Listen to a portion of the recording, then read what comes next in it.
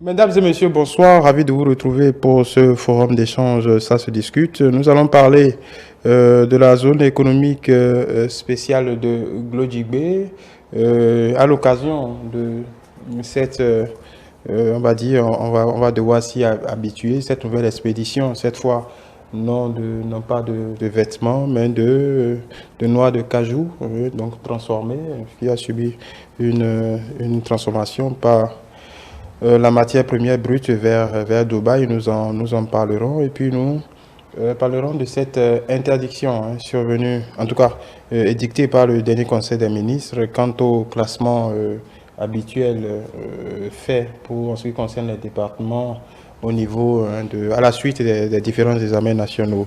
Mais nous allons commencer déjà par cette, je le disais à l'introduction, cette nouvelle expédition de la zone économique spéciale vers Dubaï. Ce sera avec Eloge Francis Attalé, analyste politique. Bonsoir. Bonsoir. Julio Tometi, juriste et analyste politique. Bonsoir Francis David, bonsoir téléspectateurs. Voilà, je reste avec vous. Disons, je l'annonçais, on va devoir s'y habituer. Cette fois, la semaine passée, il s'agissait de vêtements de textile. Cette fois, il s'agit de noix de cajou.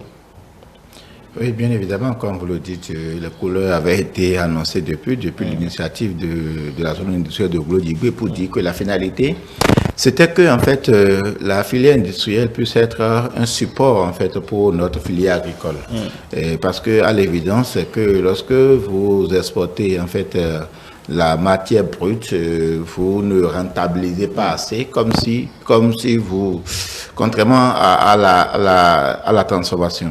Ici, c'est d'une semi-transformation dont il s'agit, parce que ce ne sont pas encore des produits finis, mais ça a subi une transformation qui, d'une certaine manière, rehausse sa qualité en termes de rentabilité. Donc aujourd'hui, nous rentabilisons mieux que par le passé, en fait, ce que nous produisons. Ça va permettre davantage de soutenir à la base la filière agricole qui, avec les effets d'entraînement que cela aura entraîné au sein de la population, mais il y a en fait aussi une industrie qui se développe, qui est un vecteur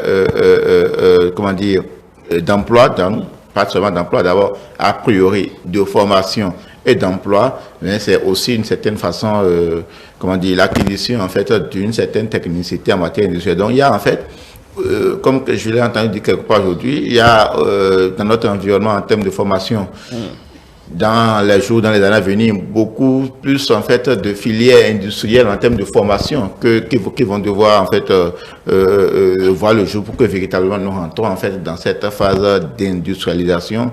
Ce n'est que cela ne participe que de l'atteinte de l'objectif qui avait été fixé pour l'initiative de Glodjibé. Nous espérons que ça va continuer et ça va se diversifier davantage. Voilà, nous produisons à peu près 200, pour la dernière campagne, nous étions à peu près à 215 000 tonnes. Ça va certainement aller en s'accroissant. Nous ne sommes pas encore pour les unités de transformation. Nous devons être autour de 40 000 tonnes. Là, en tout cas, pour ceux qui ceux qui tournent déjà à plein régime. Au bout peut-être de cette année, d'ici 2024, on sera à 100 000 tonnes de capacité de transformation avec les unités qui s'installent. Donc ça veut dire qu'au bout du compte, dans une année ou deux, si le processus se poursuit, on devrait être capable de transformer en tout cas notre production moyenne. Oui, c'est que la capacité opérationnelle des usines, en fait, c'est 5 usines prévues. Oui. Il y a 2 en fait qui sont déjà installées. Et la capacité, c'est 20 000 tonnes par usine. Oui. Donc, nous avons 200 000 tonnes de noix de cajou disponibles. Oui. On a transformé, je crois, environ 32 000 tonnes. Oui. Et dans la dynamique, c'est qu'au bout de quelques mois, nous irons à une transformation de 100 000 tonnes. 100 000 tonnes, oui. C'est ce qui est envisagé. Mais au-delà de tout, écoutez, retenez que c'est une révolution, en fait. Oui. Même si c'est une révolution à bas bruit, oui. Elle est quand même une révolution, puisque c'est un poteau indicateur du chemin de la souveraineté. En fait, souveraineté, autonomie, mais aussi une rupture avec le legs colonial. Vous savez que c'est un modèle économique qui est en train de se mettre en place. Nous avions passé 63 ans quasiment d'immobilisme, 63 ans de routine, 63 ans, j'allais dire, de misère. Maintenant, nous avons fait l'option de placer nos produits sur des marchés. Parce que pendant longtemps, c'est nous, en fait, nous étions sous le charme des productions des autres. Maintenant, le Bénin a pu usiner pour donner de la plus-value. En fait, c'est une question de plus-value. Et contrairement à tout ce que les gens peuvent penser, c'est une très belle opportunité puisqu'il y a encore quelques jours, nous avions positionné évidemment des polos, des t-shirts, des habits pour enfants sur le marché américain. Ça fait plusieurs tonnes, ça fait 70 000 pièces. Alors aujourd'hui, je crois 32 tonnes de cajou, notre cajou, travaillé, usiné pour Dubaï. Ça auguure de très bonnes perspectives. Ça veut dire que nous sommes en train de changer le modèle économique. Nous n'exportons plus des matières premières agricoles, mais nous commençons par les transformer ici. Ça veut dire que Glojigbe, c'est une plateforme, c'est un peu comme une nouvelle planète en fait qui descend et qui offre des opportunités économiques au Bénin, pour que le Bénin désormais rompt avec le legs colonial. Vous savez que même l'indépendance élevée n'a pas permis d'aller à la rupture. Nous avions eu en fait une reconduction encore des mêmes structures, c'est que nous sommes tenus. Ce n'était pas nous qui prenions l'initiative des prix. Donc, en fait, nous étions au départ les producteurs de matières premières, mais les usines étaient là-bas. Oui, justement, parce que beaucoup critiquent cette mesure visant à interdire l'exportation de noix brutes d'ici le 1er avril 2024, mais pour que ceux qui nous suivent comprennent très bien pour le cas du cajou, le cajou brut que les Indiens viennent prendre ici, et les Pakistanais, en réalité, c'est usiné, en fait, c'est ce qu'on vient de faire, c'est fait chez eux, c'est fait au Vietnam, qui est peut-être le plus gros acheteur, le plus gros transformateur de noix de cajou, et revendu après sur le marché américain, le marché asiatique et les marchés européens. Donc là, l'initiative, c'est de pouvoir gagner, en tout cas de concurrencer ces usines-là pour les premières transformations, quitte à évoluer peu à peu pour mettre des produits finis sur le marché. Non, mais en termes de gains, c'est pas comparable. Lorsque vous exportez du brut, par contre, quand vous transformez, vous faites subir une première transformation à vos produits, à vos matières premières agricoles avant de les exporter, vous avez de la plus-value. Et puis, c'est encore un générateur d'emploi. Vous savez donc que ce qui se passe aujourd'hui, c'est une révolution à bas bruit, mais révolution tout de même, parce que c'est indicateur d'un chemin. Et il faut dire que le gouvernement de Patrice Talon a pris l'initiative de changer le modèle économique du Bénin. Quand on regarde l'histoire économique du Bénin, c'est la première fois que nous commençons par faire. C'est vrai qu'on a eu des initiatives entre-temps, mais qui n'ont pas eu la même envergure. Vous vous rappelez qu'il y avait eu des sociétés qui avaient été créées tous azimuts, sous les coups, mais qui n'ont pas peut-être eu... Prospéré. C'est ça. Aujourd'hui, on peut se réjouir de ce que, de façon méthodique, nous sommes allés à une diversification, mais nous développons les chaînes de valeur. Et nous avons pu percer le marché. Parce qu'il y a des exigences de qualité sur ces marchés. Ça veut dire que le Bénin, en fait, a opté pour des normes qualité, pour avoir des acquéreurs, en fait, des acheteurs de ces produits. C'est l'économie qui s'emporterait mieux. Voilà. Sur cette zone de Glojigbe, nous transformons, pour paraphraser le directeur général de la CIPI, nous transformons les feuilles de coton, le noix de cajou, de soja, de karité et beaucoup d'autres matières premières. Mais bon, ces 5 spéculations sont déjà transformées sur ce site de Glojigbe. Ça voudra dire que dans quelques années, pour une bonne part du coton, des fibres de coton et pour toutes les autres spéculations, noix de cajou, ainsi de suite, pour peu que la production se maintienne en bonne forme, c'est énormément de devises étrangères, d'emplois. En tout cas, on aura abouti à un modèle intéressant pour notre économie. Disons qu'on parle de transformation structurelle de l'économie, on parle d'industrialisation, on aura fait un pas important. Et, je veux parler avant de venir, en fait, ce qui est sautant, en fait, à toute cette dynamique-là. Vous avez parlé tantôt de l'interdiction d'exportation. Jusque-là, c'est l'interdiction d'exportation par terre. Ou bien par terre, oui, par voie terrestre. Oui. Parce que cela posait, bien évidemment, 2 ou 3 natures de difficultés. La première difficulté, c'est que en fait, beaucoup de ces trafics-là échappent au contrôle douanier, donc vente dans l'informel. Aussi, le Bénin n'arrive pas à un moment donné à quantifier. Nous sommes en train de parler de chiffres, d'accord? Le Bénin n'arrive pas, avec le trafic informel, le Bénin n'arrive pas à quantifier en fait la masse de ces exportations, alors que ça compte en fait dans la balance commerciale internationale. Donc, ce qui, comment dire, vous met quelquefois en pôle position dans un certain nombre de données. Donc, il fallait à un moment donné, puisque, comme nous sommes en train de le dire, pour la voie maritime, ça reste la voie la plus mieux contrôlée d'une certaine façon. Donc, ça veut dire que l'exportation n'est pas interdite ou bien n'est pas complètement interdite, mais ça doit emprunter des circuits qui puissent être retracés pour qu'à tout moment nous puissions être capables de dire cette année nous avons exporté telle masse de tel produit, ainsi de suite. Donc il fallait qu'on ait des chiffres. Donc avoir des chiffres, ça permet de faire aussi des projections d'une certaine façon. Donc, les simples produits en transformation actuellement ne sont pas encore au bout des objectifs en termes de chiffres, mais c'est de pouvoir travailler et diversifier davantage pour que en fait les objectifs quantitatifs et qualitatifs soient maintenus, mais soient atteints ou même surpassés. L'objectif c'est de pouvoir les surpasser. Et avec la dynamique en cours, nous sommes davantage rassurés que ces objectifs seront atteints et même surpassés.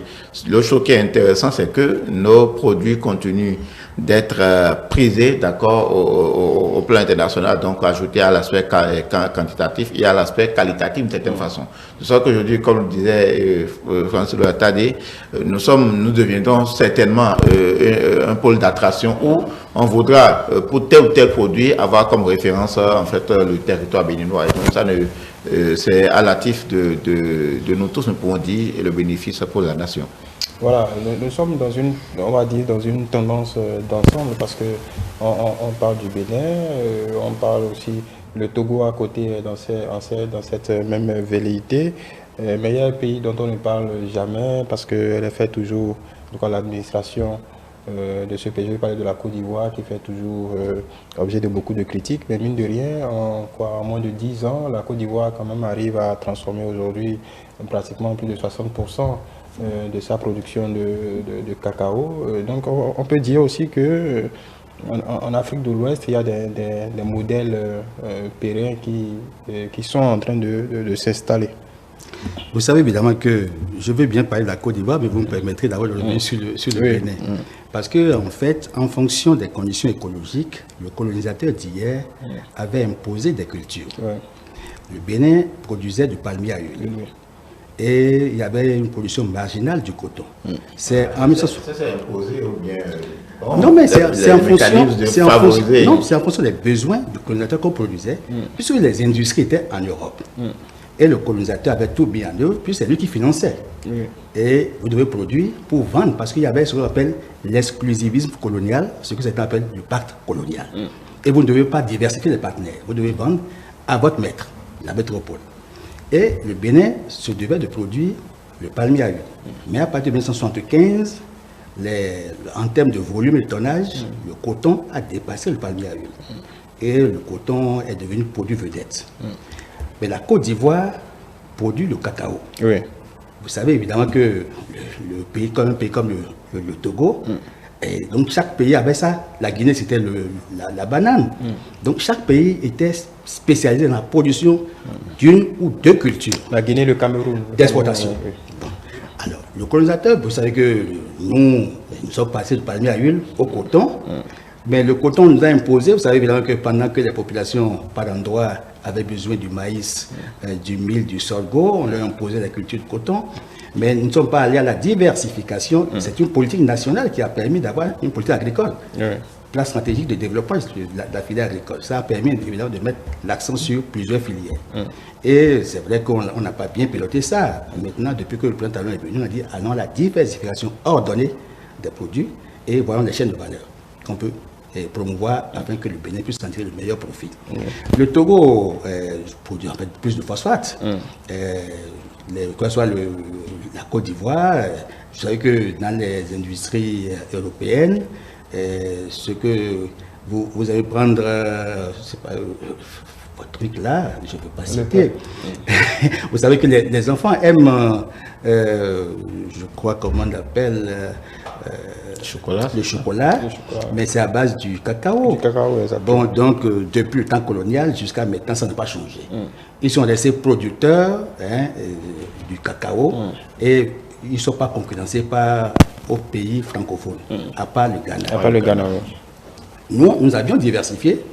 Le coton, en fait, on était talonné par peut-être les pays sahéliens. Oui. Mais depuis un moment, grâce à la dynamique qui est en cours, nous avions été premiers producteurs au plan africain. Ça veut dire que nous avions mis ce qu'il fallait. Il y a eu en fait un accompagnement de l'État. Aujourd'hui, si le Bénin en vient à diversifier non seulement la production, mais aussi les partenaires, c'est que nous avions rompu avec le legs colonial. Parce que c'est ça, en fait, il faut mettre l'accent sur ça. C'est difficile, lorsqu'on a des contrats avec la France, d'avoir des partenaires chez qui il faut aller vendre.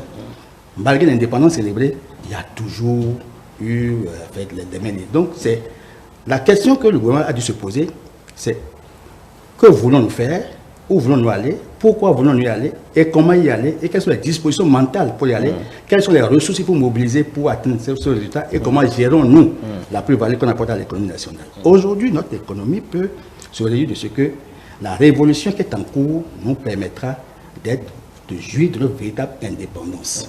Et c'est en cela qu'on peut dire que la jeunesse a quand même de l'emploi. La jeunesse va échapper à cette sirène de la Méditerranée.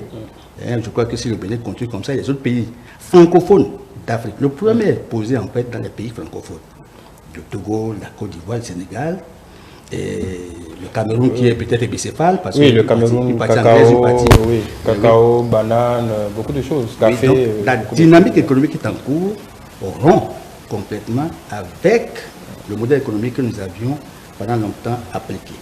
Aujourd'hui, nous sommes dans une rupture et cette rupture nous amène à produire pour positionner ça sur les marchés en fonction des exigences qualité de ces marchés. Maintenant, il faut travailler à ce que nous puissions nous-mêmes consommer ce que nous produisons. Donc, il faut voir l'accessibilité.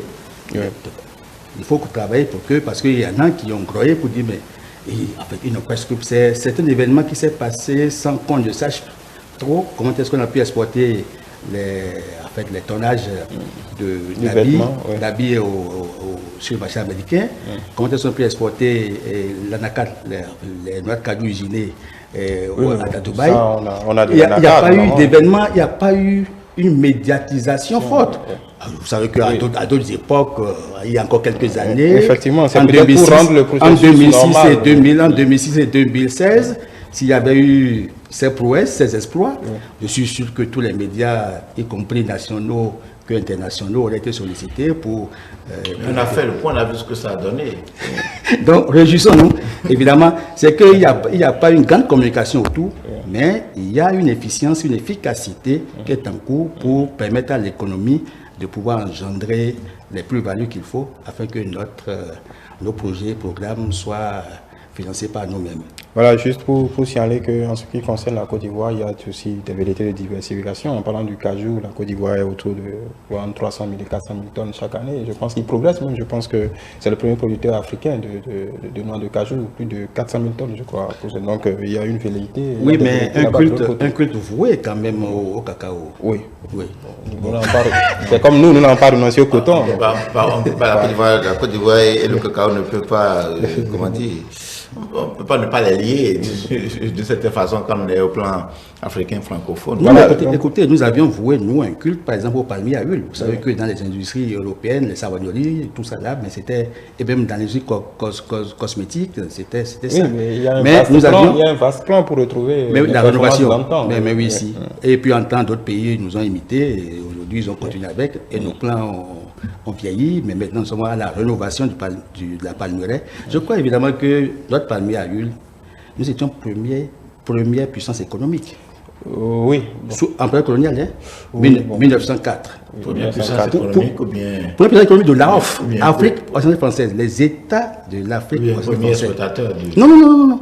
Premier, consultez encore les archives. Maintenant, c'est qu'on a perdu... On vous fait confiance, vous êtes le... Non, mais je suis historien de l'économie. Je vous donne les chiffres qui existent, qui sont consultables. Oui. Voilà. disons, le défi qui reste, c'est de maintenir la production à un niveau et disons, de continuer, en tout cas de poursuivre le processus d'installation des capacités de production. De transformation plutôt. Oui, ça va se diversifier, ça va continuer à se diversifier. Francis Le a évoqué un fait sur lequel il est utile de revenir en termes de consommation intérieure. Oui. Je pense que le défi, d'abord, à l'heure actuelle, c'est de vendre le Bénin. D'accord, donc on saurait vendre le Bénin qu'au Béninois. Donc on vend le Bénin, comment dire, à l'extérieur pour apporter davantage. Mais il n'y a pas à omettre que ces produits qui sont consommables sur en fait, le territoire béninois le sont. Il a fallu en fait, comment dire, cette médiatisation sur en fait les 70 000 tonnes de polo pour que nous nous rendions compte que en fait ces produits étaient disponibles déjà dans nos surfaces au Bénin sans que nous n'ayons connaissance. Moi, à la sortie de cette émission, j'ai été chercher, je me suis rendu compte, j'en ai dans mon armoire. Peut-être que si je suis là, peut-être demain, je vais peut-être vous auriez dû le porter, m'afficher, d'accord, donc en fait, c'est pour dire que ce qui est consommable au Bénin reste, on n'a pas omis le marché béninois. Ce qui a demandé, c'est peut-être que la médiatisation n'a pas été faite. Là, je ne pense pas que ça soit en fait le rôle du gouvernement. Donc, les acteurs, les surfaces dans lesquelles ça a été mis, travailleront davantage pour attirer la lumière, pour que les Béninois sachent qu'il y a tel produit au Bénin et nous aurons tous de la fierté à le porter. Les noix de cajou, bon, ici, on l'a toujours dit que nous aussi, on a envie de consommer peut-être des friandises ou des biscuits faits à base de notre cajou. Je pense que ça va venir, d'accord? Comme je disais tantôt au départ, la transformation de cajou qui a été faite, c'est une semi-transformation. Ce n'est pas encore le produit fini. Donc, c'est une transformation qui va déboucher sur, en fait, d'autres produits finis consommables. Donc, nous en viendrons certainement. Puisque le procès qui nous était fait, il y a beaucoup, on produit assez, hein. On dit, nous sommes les rares pays où on consomme tout ce qui est brut, en fait. On prend la mangue, l'ananas, on s'arrête simplement, d'accord, à la consommation fraîche que nous avons connue. Le mieux que nous faisons, c'est de la transformer en jus, alors que, en fait, il y a tellement de possibilités de transformation de ces produits-là. Nous allons en venir. Nous commençons par, comment dire, les productions agricoles qui sont en pôle position. Ça va s'intensifier, ça va se diversifier. J'ai entendu dire aussi que ça ne va pas s'arrêter à ces 5 produits seulement. Ça va davantage se diversifier sur d'autres produits agricoles et peut-être que, à part Glodibé, nous aurons en fait d'autres pôles de transformation, peut-être dans le Septentrion ou un peu partout dans le Bénin aussi, pour diversifier aussi bien en termes d'acquisition en fait de main d'œuvre que de questions de chômage pour que tous les pôles en fait en termes géographiques puissent en avoir le bénéfice. Voilà, nous allons finir sur ce point pour en brancher directement sur... Non, il faut... Oui, 30 secondes. Oui, mais c'est qu'au-delà de la transformation que vous avez vue, c'est que les coques aussi ont subi d'autres transformations. Parce qu'on peut en extraire une qualité d'huile qui aide dans le kérosène, en fait, l'huile qu'utilise l'avion. Mais il y a aussi que le charbon aussi peut être extrait. Donc, il y a plusieurs extractions à faire. Ça veut dire que la mise en place des usines aiderait beaucoup plus à rentabiliser l'économie. Donc, je crois que c'est une vision qu'il faut saluer. Et le gouvernement a vu juste, nous changeons de modèle économique au grand bonheur des Béninois. Voilà. Il n'y a pas de publicité autour. Je crois que le chef d'État, Patrice Talon, il est un homme discret, il aime l'efficacité dans la discrétion. Mais il faut quand même pour cette révolution. Peut-être que pour lui, bon, ça n'étonne pas, ce n'est pas un événement, ce n'est pas quelque chose qu'il faut célébrer. Bon, non, peut-être qu'il a tiré le son de tout ce qui a pu se passer. Vous vous rappelez que quand Boligny a pris le pouvoir, il avait fixé le cap de la production cotonnière à 400 000 tonnes. Mais il s'est retrouvé à 190 000 tonnes et il a dit, au Bénin, il ne faut pas décaler ses intentions. Il faut travailler pour atteindre des résultats. Je crois que celui-ci ne parle pas trop. Il travaille pour surprendre et on constate en fait les résultats. Voilà. Donc il faut décerner une satisfaction du gouvernement. Il faut poursuivre dans la même dynamique pour que notre économie soit prospère et que nous rompons avec le deuil colonial. Voilà, nous allons, je le disais, embrancher sur la seconde thématique de ces échanges en parlant de constater, en tout cas, Avant de passer au sujet prévu, on va rapidement aborder un sujet connexe, puisque ce soir, une décision a fleuri quelque peu sur les réseaux sociaux ou à l'Université nationale du Bénin, où il est fait désormais interdiction à tous les étudiants qui soutiennent, non seulement de ne plus offrir, les cadeaux ne sont plus autorisés aux membres du jury. Et je pense que tout ce qu'il y a autour, fêtes, réjouissances, tout cela est interdit. Qu'est-ce que vous en pensez? Ce n'est pas une première interdiction. Ce n'est pas une première interdiction. Parce que ça fait la troisième interdiction. C'est la troisième interdiction. Si la même matière, je pense que la dernière, ça remonte à peu près 5 ans de cela, que ça a été beaucoup ventilé, mais les habitudes sont ce qu'elles sont. Mais je me demande bien comment on va pouvoir arriver à contrer. En fait, il y a une explication simple à la chose. Lorsque c'est un peu comme en politique, lors des campagnes électorales, on ne dit pas distribuer de l'argent, tout ça là. Mais là, à partir du moment où vous invitez des gens pour un événement, est-ce que vous ne leur offrez pas au moins de l'eau? En fait, toute la question part de là. Et donc, c'est après ça. Je pense que l'eau n'est pas interdite au jury. Autour de ça, que tous les autres viennent. Autour de ça, que tous les autres viennent. Bon, le jury le membre de jury qui n'a pas pu boire son eau là, il va boire son verre à la maison. Voilà, pour se désaltérer. Donc, en fait, bon, je me demande bien quelle est. Ça devient comme un rituel, ça devient comme un passage obligé. Non, ça n'a jamais été obligé. Ça n'a jamais oui, été bon, c'est ce qui est dit normalement, mais d'accord. Non, après, ça n'a jamais été obligatoire. En ce sens que, non, personne ne l'a déclaré obligatoire, mais bon. Oui, après, en fait, ce sont les candidats ou les étudiants, d'accord, qui, d'abord, prennent ça, d'abord que je dois intéresser, je dois faire ça. Mais l'autre chose, c'est une manière pour les uns et les autres aussi de se faire voir. En fait, c'est du quoi? Moi, j'ai pu offrir ci, moi, j'ai pu offrir ça. Donc, chacun a tendance à montrer sa trop grande suffisance en ce moment-là, d'une certaine façon. Donc, parce que vous allez voir une diversification. C'est comme les fêtes ou la chez nous. C'est à ce moment-là qu'on veut montrer que oui, moi, étudiant, comme vous connaissez, mes parents ont vraiment du pouvoir d'achat d'une certaine façon. Donc, il y a beaucoup d'interprétations autour de ces choses-là. Mais moi, je voudrais vous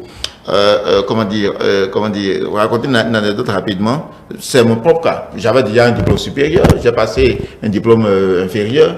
Le jour où j'ai fini ma soutenance, mon binôme, elle a dû me rattraper, d'accord, pour essayer de prendre une photo avec moi. J'ai fini en même temps, j'ai pris mon sac, j'ai pris mon costume et les gens sont continués à se saluer, à se dire merci. J'ai dit après, de cette façon. Parce que pour moi, ça essayait juste de venir faire ma présentation et de rentrer chez moi. Je n'ai même invité personne, d'accord. Et j'ai fait, moi, personnellement, ce qui me concerne, il y a en fait des écoles qui le font déjà. Je ne vais pas appeler le nom de l'école dont je suis ici, bon, pour ne pas dire c'est une institution publique dont le plein ne se pose pas. À la chaire UNESCO, il a été fait interdiction de ce que, après un soutenant, dans les parages, vous ne verrez pas en fait des questions de distribution de pain ou autre. D'accord? Et même à un moment donné, les invitations, vous allez bien soutenir en face de 3 ou 4 personnes simplement, et ça va. Donc, en fait, c'est à partir du moment où on en fait une festivité que tous les autres velléités qui entourent viennent. Non, je crois que c'est vrai que... Vous avez soutenu il y a longtemps. Mais oui, si. Et en votre temps, c'était comment? Non, mais en fait, c'était pratiquement une mode, mais malgré les interdictions, puisque je rappelle qu'on faisait des cadeaux dans les emballages qu'on remettait au jury pour qu'ils ne puissent pas, parce que c'était interdit de les recevoir sur les lieux. Vous savez évidemment qu'en fait, les échanges de cadeaux, que vous ne payez ou non, c'est ça qui entretient l'amitié. Et c'est une marque de reconnaissance pour le jury qui est venu sanctionner le travail. Alors le jury, il a payé pour ça. Il faut dire en fait que c'est un examen. Une soutenance, c'est un examen. Et c'est un moment de haut stress, en fait, pour l'impétrant, en fait, pour le candidat. Vous savez, que ce soit bon résultat ou mauvais résultat, c'est quand même, il y a le stress. Oui. Il y en a même qui pleurent quand on décerne après quand le jury dit, en fait, la note. Il y en a qui pleurent, même quand c'est une mention très bien. Bon, alors il arrive même qu'il y en a qui reçoivent une mention assez bien, bon, ou parfois passable, c'est rejeté, bon, parce que le travail était conduit, il y avait beaucoup de désaccords avec le maître, bon, il y en a qui reçoivent passable et puis on rejette. Bon. Mais il faut prendre ça comme un examen. Et quand c'est un examen, c'est pas bien qu'on fasse des réceptions. Le candidat, au lieu de s'investir pour faire de la recherche, afin que par la qualité de ses travaux, on puisse lire son apport, sa contribution à la thématique abordée, la science, mais il préférait réserver en fait, de l'argent pour faire en fait, de la réception à la fin, et en général, c'est les foulards qu'on observe, et puis bon, voyez, parfois, c'est si pompeux qu'on transforme les lieux là. Or, vous savez que c'est l'académie du savoir, c'est un podium de savoir. On transforme ça en lieu de festivité. Et on peut se réjouir dans la clandestinité, mais pas sur les lieux. On ne peut pas interdire aux gens de ne pas faire la fête à la maison. Non. On ne peut pas faire de ne pas faire cadeau à la maison. Bon, maintenant, sur les lieux, c'est strictement interdit. Il faut que nous en tenions à ça. Le gouvernement a vu juste.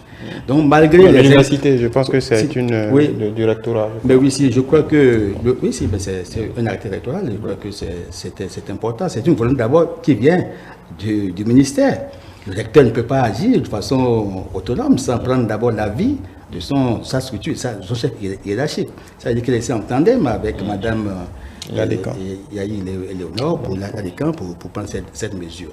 Je crois que c'est une bonne mesure et ça permettra aux étudiants de prendre au sérieux les soutenances. C'est beaucoup plus une question d'examen qu'une question de réjouissance. Ce n'est pas des libérations comme ça se passe sur les... Même les libérations a été dit. Les libérations, ce n'est plus le cas. C'est un examen qu'on passe maintenant. Je voudrais ajouter que c'est une bonne mesure en ce sens que ça, vous parlez du stress tantôt, ça libère en fait les impétrants du stress de la préparation. Parce qu'en même temps que vous avez le stress de ce que vous avez présenté, de vos arguments, vous avez en même temps le stress de ce que vous allez pouvoir acheter pour offrir aux membres du jury et ceux invités. Donc, ça en ajoute forcément au stress et à celui des parents d'une certaine façon. Moi, j'ai vu, excusez-moi, en fait, dans des écoles privées, d'une certaine façon, que des candidats, des imprétrants sont sous le stress de payer parce qu'à un moment donné, ils doivent sonder la scolarité. Donc, ils n'ont pas fini de la scolarité. Ils sont venus payer le jour-là pour être autorisés à soutenir. Mais en même temps, il faut mobiliser les moyens pour acheter du vin, des boissons, des croissants pour en offrir. Je pense que ça libère véritablement d'un poids les parents et les impétrants pour que véritablement ces derniers se consacrent exclusivement à ce qui est la matière même de la thématique. Donc quelque peu, c'est une mesure hautement sociale. Oui, puisque ça libère d'une charge financière, ça libère d'une charge financière d'une certaine façon. Oui, et puis ça permet aussi aux impétrants de mieux s'investir dans la production intellectuelle. Voilà. Et vous savez qu'il y a des disparités, parce que quand vous voyez sur le campus, n'ayant pas les mêmes revenus, ça crée parfois de la discrimination, des frustrations. Des frustrations. Donc ça, c'est dans la perspective de connaître tout ça. Une mesure d'équité. Ça permet évidemment de tomber sur l'autre thématique que vous voulez aborder. Oui. Celle qui est relative à la classification des... En fait, c'est une blague que j'ai lue sur les réseaux sociaux, une vidéo, où le monsieur se plaignait après la soutenance qu'il n'y ait pas de distribution de pain. Que si lui savait qu'il n'y aurait pas de distribution, il n'allait pas attendre de 8 h jusqu'à 11 h pour finalement qu'on lui dise qu'il n'y a pas de pain et de boisson, et il s'en plaignait parce que c'était déjà l'habitude. Bon, l'eau suffira. L'eau ne peut pas être interdite pour autant. Alors oui, le gouvernement a décidé, vous l'évoquiez, de mettre fin à cette... en tout cas, à cette habitude, je ne sais pas, je ne saurais dire d'où ça vient, de classer les départements par ordre de mérite ou taux de réussite. Qu'est-ce que vous en pensez?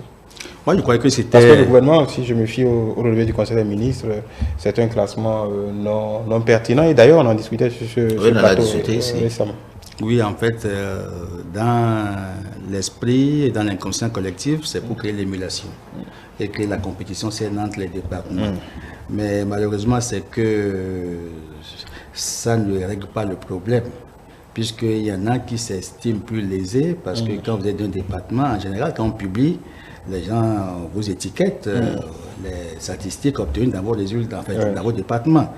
Et ça risque de créer une scission, une division. Et si ça se répète un certain nombre de fois, certains départements peuvent stigmatiser. Encore que les mesures gouvernementales, je ne sais pas si elles impactent de la même façon. Les pouvoirs d'achat ne sont pas les mêmes quand on quitte une région pour une autre. Il y a peut-être des facilités pour les gens du Sud, nous qui sommes à Cotonou, d'acquérir du matériel didactique, des ouvriers et autres là. Quand moi j'étais à Parakou, je sais que c'est pas facile.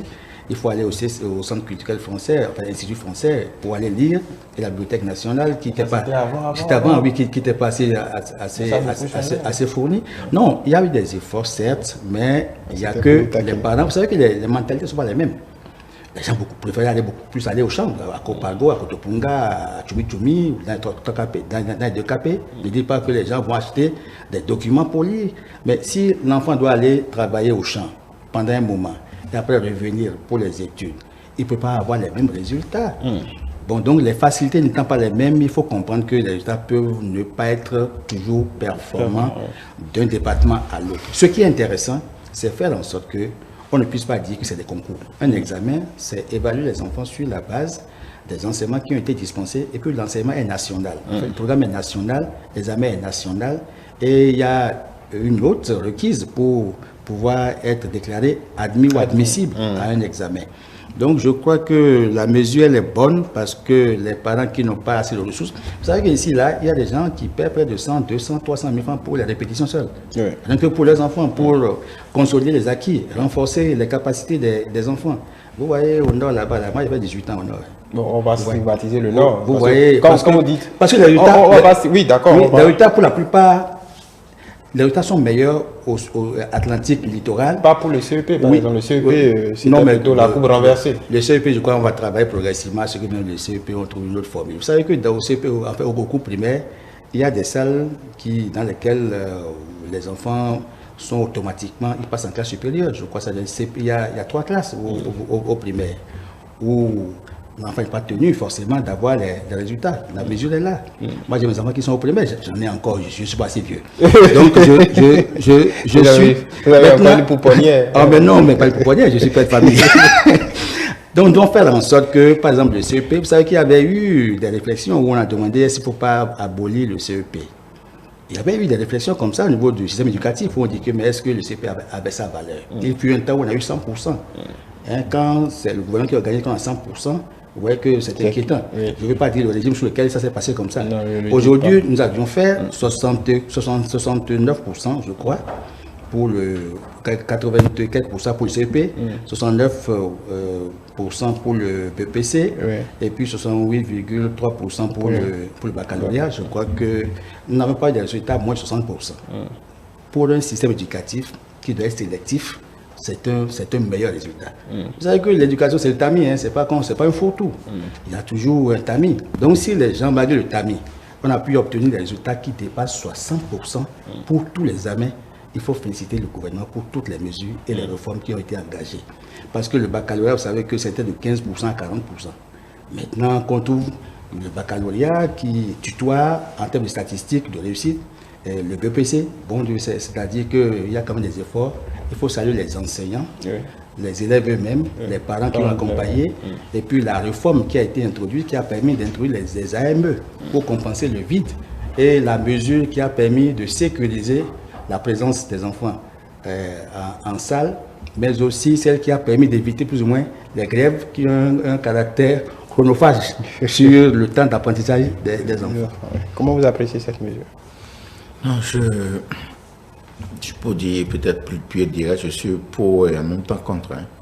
Je suis pour en tenant compte d'abord de la justification du gouvernement, en ce sens que le gouvernement, dans le relevé du Conseil des ministres, a estimé que ce type de comparaison, d'accord, peut amener en fait un certain nombre de départements à, agir de manière peu orthodoxe, d'accord, dans la recherche effréné de pouvoir atteindre les résultats ou les performances des autres. C'est comme dans les écoles où l'enseignant, peut-être pour ne pas montrer ses failles, essaie à toutes les évaluations de donner la moyenne aux enfants. Pour que, au terme, on dit que tous ces enfants, tous les élèves ont eu la moyenne dans sa discipline. Alors que dans le fond, véritablement, l'acquisition n'a pas été ce que donc. C'est pour dire, éviter pour que certains départements n'aillent à des actes peu orthodoxes. Mais dans l'autre chose, moi, j'ai toujours considéré que les comparaisons permettent beaucoup mieux de déceler les problèmes, d'accord, et d'agir là-dessus. Cette année, je l'ai dit ici, il n'y a pas eu grande disparité. La plus forte moyenne en termes de département, ça varie entre 54% et 73%. Donc, il n'y a pas en fait de département qui est moins de 50%. Il n'y a pas de département qui est dépassé 75%. Donc, c'était resté en fait dans une certaine moyenne donnée. Mais il peut arriver que pour un examen, Je prends un département A, peut-être qui s'en sort avec son 15%, et un département B qui a 25%. Ça doit interpeller d'une certaine façon. Ça veut dire qu'il y a un problème dans ce département. Ça veut dire que ce n'est pas un problème au plan national. Ça veut dire qu'il y a des spécificités au sein de ce département qu'il faut aller chercher, qu'il faut aller résoudre. Je suis davantage convaincu. Peut-être que les pouvoirs publics ont, eux, à leur niveau, ils ont les statistiques. Ils ont les statistiques, peut-être qu'ils ne veulent juste pas qu'on les publie et qu'on en fasse. Je suis davantage rassuré par rapport à cette position que récemment, il y a eu, en fait, l'appel à candidature et la nomination sur, comment ils l'ont appelé là, la mesure qui a consisté à faire appel public à ce que les gens postulent pour que les directeurs départementaux soient non pas nommés, mais désignés sur la base, en fait, de leurs compétences, de leur probité, de ce qu'ils ont présenté d'une certaine façon. À partir de ce moment-là, comment peut-on évaluer véritablement, en fait, le travail de ces directeurs départementaux si on n'arrive pas, pour les examens, à faire comparaison d'un département à un autre? Pour moi, ça n'a jamais, pour moi en tout cas, posé un problème. Si des gens en prennent pour poser peut-être des actes qui sont hors normes, je pense qu'il faut rechercher les causes et agir là-dessus. Mais les comparaisons ont toujours permis de déceler les problèmes. Sinon, on arrivera aussi à dire qu'on ne veut pas comparer entre séries. On arrivera à dire qu'on ne veut pas comparer peut-être d'une école à une autre. Il faut comparer. En fait, les résultats, c'est les statistiques. Parce qu'à un moment donné, on va forcément interroger les statistiques et on ne pourrait pas faire les statistiques sans interroger les résultats département par département. Oui, peut-être que les pouvoirs publics, eux, ils auront ces mêmes statistiques. Je crois qu'il y a des directions qui s'occupent des statistiques. Ils ont les statistiques, le ministre, le président de la République, forcément. Je crois que c'est la médiatisation que les gens ne veulent pas parce que ça risque d'impacter négativement la psychologie de qui? Non, mais non seulement des ressortissants de certains départements, mais aussi des apprenants aussi. Donc, il faut que ces statistiques soient gérées là où ça doit se gérer. Je crois que les statistiques se gèrent, je sais qu'il y a au ministère des directions de statistiques en fait, qui s'analysent. Même la DEC produit ces statistiques par rapport aux résultats. Et il appartient maintenant au ministre et à ses collaborateurs d'apprécier pour des décisions à prendre. S'il faut peut-être sauter un des DEPS, un des DAMP, un truc comme ça, ben c'est à eux de décider pour dire que maintenant vous n'avez pas été performant. Parce qu'on a vu. Donc, il ne faut pas faire de la théâtralisation. Moi, je suis d'accord avec le gouvernement. Maintenant, c'est qu'à l'intérieur, il faut que les structures fassent leur travail comme cela se doit pour que la thérapie puisse permettre de corriger là où ils ont faibli. Mais il faut travailler sur ça, ce que nos écoles, nos CEG soient dotés de bibliothèques dignes du nom partout, parce qu'il faut maintenant inciter les enfants à aller travailler dans les bibliothèques, parce qu'il n'y a que la recherche. De plus en plus, il y a une désaffection en fait pour la lecture et pour les travaux dans les bibliothèques. On préfère être sur l'espace faune. Donc il faut travailler à ce qu'on puisse doter, et que nous sommes à l'ère de la numérisation, de la digitalisation. Il faut doter aussi des écoles d'outils modernes, adéquats, pour que les enfants puissent accéder à l'information. Voilà, je veux relever aussi un aspect de cette comparaison. Il m'est arrivé d'avoir été à une concept communale et que sur la base des résultats de cette année, cette communale s'est dit, au vu des résultats, notre commune a été telle position.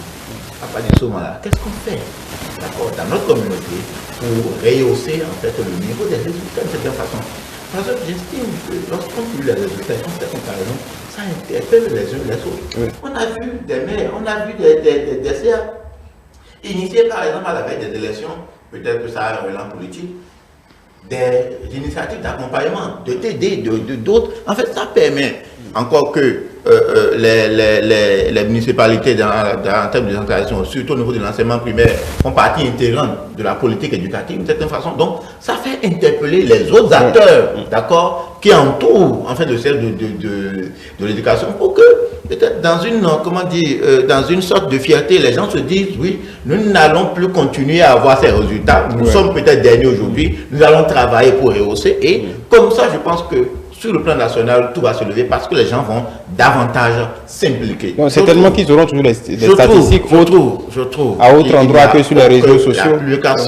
La publication des résultats ou de cette comparaison, je trouve que fondamentalement, ça n'a jamais posé un problème.